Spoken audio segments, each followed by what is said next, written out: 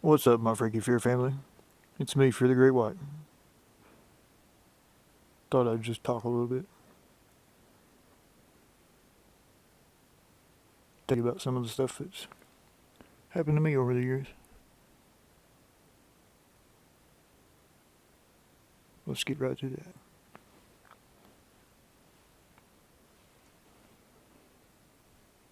Let's see, one story. When I was probably 10, 11 years old.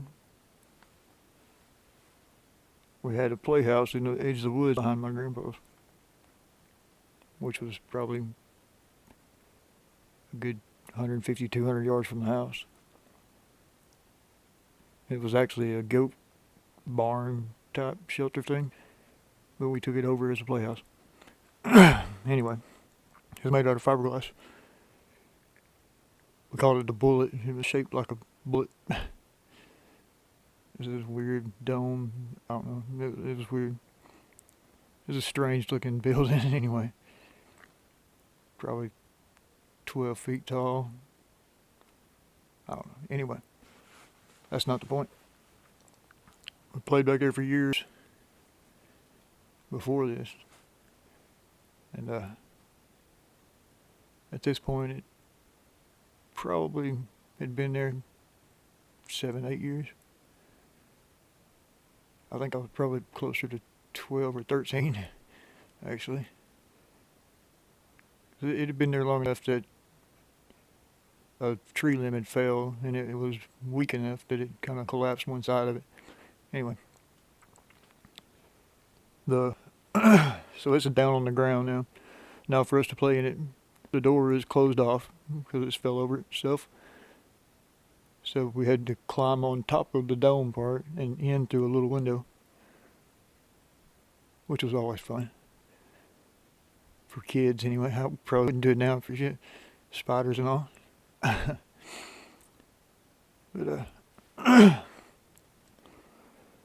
we still played in it pretty regular, you know. Me and 2 of my cousins both live right here within, probably 50 yards of my grandparents' house, and still do. So we were always there. That day, I remember pretty well because I had a longbow that my uncle had given me. It was like a 5 foot long bow and arrow set with actual arrows and actual tips. And we were going back there, going to go just shoot stuff with the bow and arrow. It's like my cousin had like a slingshot or something. Maybe a BB gun. One of us had a BB gun, I know. We get to the last little rise before you get to the woods, and where you can just start to being able to see the playhouse thing. And we start hearing, it sounds like, you know, how when you're a kid, you play cowboys and Indians and go, woo, woo, woo. That's what it sounded like at first. And for a long time, and I'm still not sure that it wasn't, for a long time we all thought it was my dad playing a trick on us. Because he was pretty common to do stuff like that. But it scared the hell out of us when it started doing it. And he started throwing rocks, whoever it was, whatever it was. Started throwing rocks, like pretty good sized rocks, like baseball sized rocks.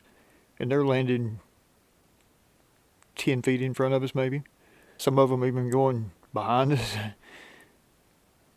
So we're thinking, there's an Indian in our playhouse, and he's trying to kill us. So, first off, my cousin starts shooting with a BB gun, shooting at the playhouse, just bouncing off the playhouse. And then I decided, shoot, I'm gonna start shooting. Don't shoot my bow and arrow at it.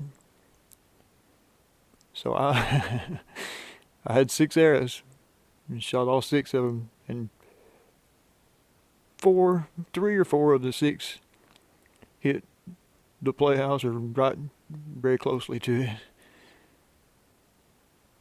and all the and stopped and all that stuff, And we heard somebody run off through the tree, through the leaves. That's when we started laughing, thinking it was my dad. Or kind of laughing, because then we were afraid that we might have shot my dad with a bow and arrow. So we turned from there and run straight back to my grandparents' house.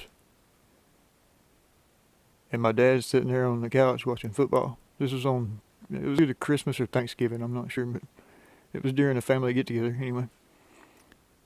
And so there's no way to get there before us. He would have had to pass us.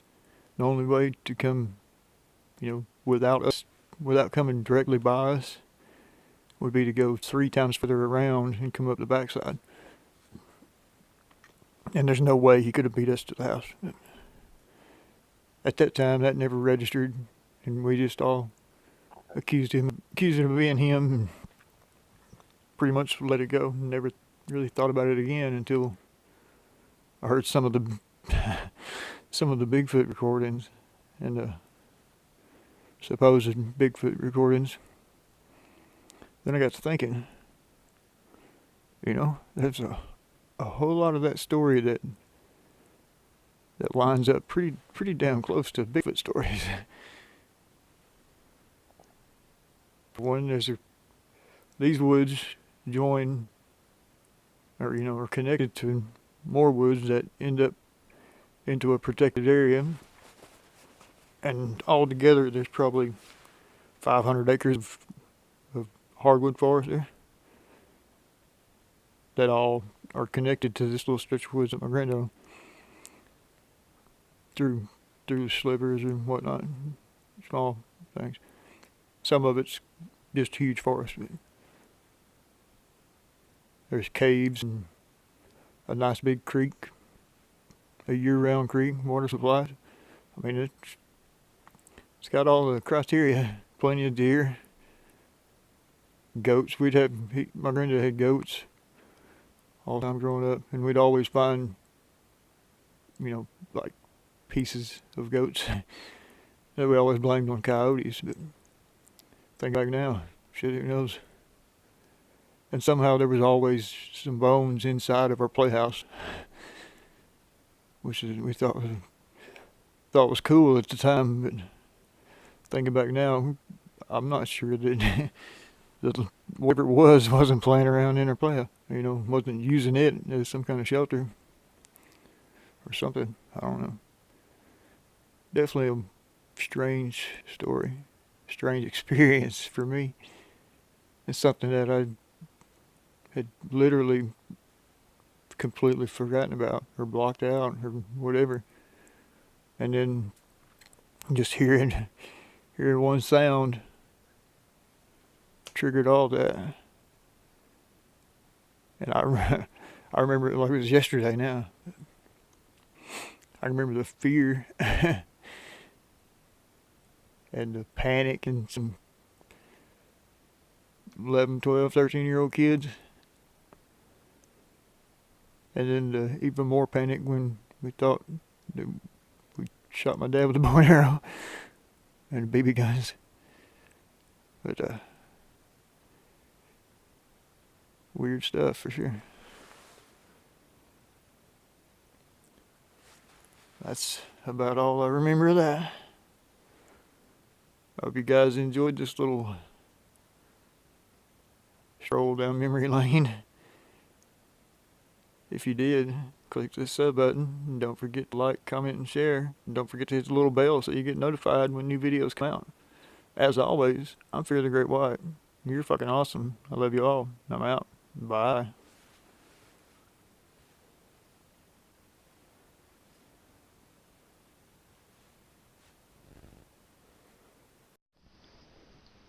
A quick amendment to that. Also,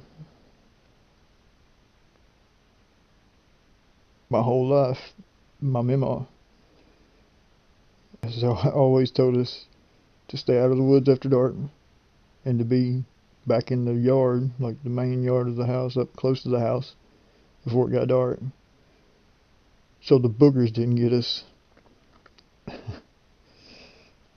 And of course, as kids, we always thought she meant the boogeyman or just somebody wanting to kidnap us or something.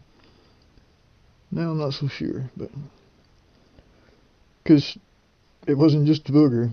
I mean, she did say that, but most of the time it was to keep the woolly booger from getting you.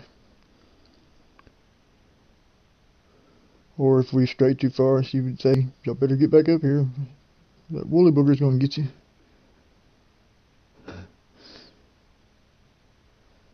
never really put much to that till listening to a bunch of the till listening to a bunch of the Bigfoot stuff, like Tim Baker, coincidentally, who's just across the river, or who had his childhood experiences just across the river from where I live now, and have always lived. So that's odd. Odd coincidence or whatever. And that was the first thing she said when we got back in the house that day was, "Y'all better stay in here. That woolly booger out there, he's gonna get you." Or she's something like that, you know. "I bet it was that old woolly booger. Y'all better stay in this house." I can't remember for sure exactly word for word, but to that extent, that was pretty much it. I just thought of that after when I was listening back to it. But also on concerning the arrows. Well, first off, concerning the Indian whooping sound, we started doing it back to it. I forgot about this part too. I forgot to mention it. Because we thought it was my dad hooping like an Indian at us, so we started hooping back at it. That's when it started throwing the rocks and stuff. So I think we pissed it off. And not that day, but probably 2 days later, before we worked up the nerve to go back, found 2 of my arrows broken in half, but 2 out of 6. I don't know where the other 4 went. I've never seen them since. They may have just landed horizontally to the ground, you know, and skipped along and got under the leaves and we couldn't find them. But I'm not saying anything took them or whatever. I don't know. But I just know they weren't easily findable. And the 2 that we did find were broken, like the shafts splintered, broken, and were right in front of, or right there by the playhouse, pretty close to the door, but which was collapsed at the time. So, yeah, I don't know what that means. And that could have happened just from it hitting a tree or something. I don't know. It just happened to land there. Who knows? There's just a bunch of coincidences that I happen to remember along the way that contribute to the greater mystery, I guess. So it's all just speculation. I don't know. And this is not the only time. Strangely enough, I had several run-ins with what I thought were Indians in the woods back here. So, yeah. But that's a story for later. That's all I can think of now. So if I think of something else, I'll add an addendum, I guess. Thanks for listening. Once again, if you enjoyed this, hit that subscribe button and join the Spooky Fear family. And don't forget to hit the little bell so you get notified when new videos come out. Also like, comment, and share.